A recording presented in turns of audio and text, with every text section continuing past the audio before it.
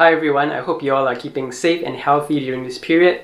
My name is Gabriel Lee and I teach students at the Yong Siew Toh Conservatory of Music in Singapore how to teach music online. I'm also a violin faculty at the School of the Arts in Singapore. In this series, I wanted to share some tips and guidance for online teaching which may be helpful for you. In the first video, we will look at how to set up your home studio for online lessons, both for teachers and students.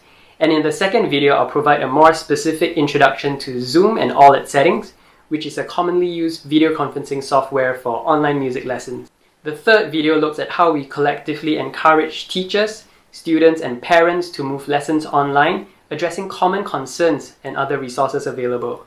And in the final video, we will look at how to adjust to the online teaching format, overcoming limitations, some thoughts around teaching psychology, and of course, looking after yourself.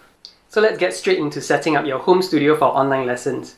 The first and the most important thing to consider when deciding on the location of your home studio is the internet connection. Wired connection via an Ethernet cable would give you the best connection, but if you can only connect via Wi-Fi, you would need to be as close as possible to the router. I understand that this is more challenging for pianists since your studio location is determined by where your piano is. So if Wi-Fi connection is poor in your piano room, you can either buy a Wi-Fi extender to improve the signal, or seriously consider an Ethernet cable plugged to the modem. There are really long Ethernet cables available, so chances are that you will be able to find one that can reach your modem. You also want to set up your home studio in a well-lit room with a quiet environment so that the person on the other side can hear and see you clearly. Try not to have a window or a light shining from behind, otherwise we can only see your silhouette. And now let's take a closer look at my setup.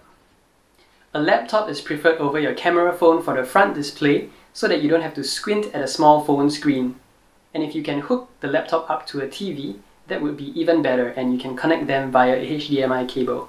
You will need to adjust the height and angle of your laptop and make sure that you have everything you need in the frame. As a violin teacher, I'd be sitting down and it's useful to have a height adjustable chair. I'll also give advice for piano teachers in a moment. For violin students, you will want to stand up during the lesson, so you will need to place the laptop on a table and add books below the laptop if needed to achieve the desired height. Make sure that the upper half of your body and both hands can be seen clearly in the frame, and place the bow at the tip and at the frog to check. Angle your body and the music stand such that you can keep an eye on the laptop while reading your music.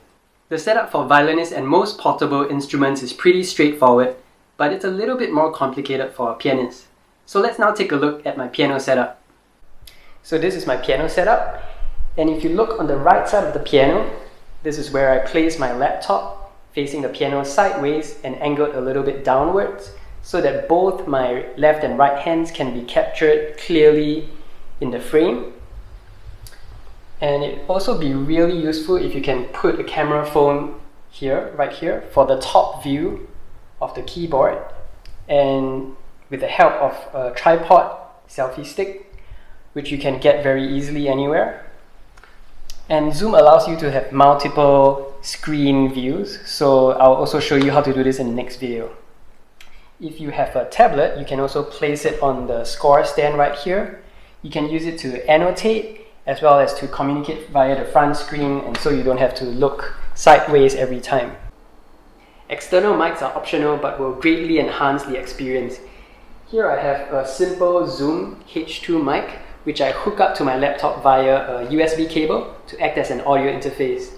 And a quick note to select a sampling frequency that matches your computer so that your pitch will not sound higher or lower on the other side. And an easy way would be to check pitches with the other party on your first test run. Also, for the mic placement, you want to place it in the direction that can capture both your voice as well as the instrument. And so here I place it right beside my laptop so that it can really capture both at the same time. Just be sure not to place your mic on top of the piano, as it tends to have a low bass rumble. It is also really important to have the usual equipment and accessories that you would usually use during the lessons. So make sure that both parties have the same versions of the music scores with bar numbers marked out, a music stand, a pencil, eraser, metronome, as well as a tuner. For teachers, you would also want to send tuning instructions for the parent if the student cannot tune their own instrument, and I'll cover this point a little bit more in the fourth video. So that's all I have for now on how to prepare for your first online session, and I hope it was useful for you. For the next video, I will be giving an introduction to Zoom, which is a very commonly used video conferencing software for online music lessons, so do stay tuned. I'll see you all soon and take care for now.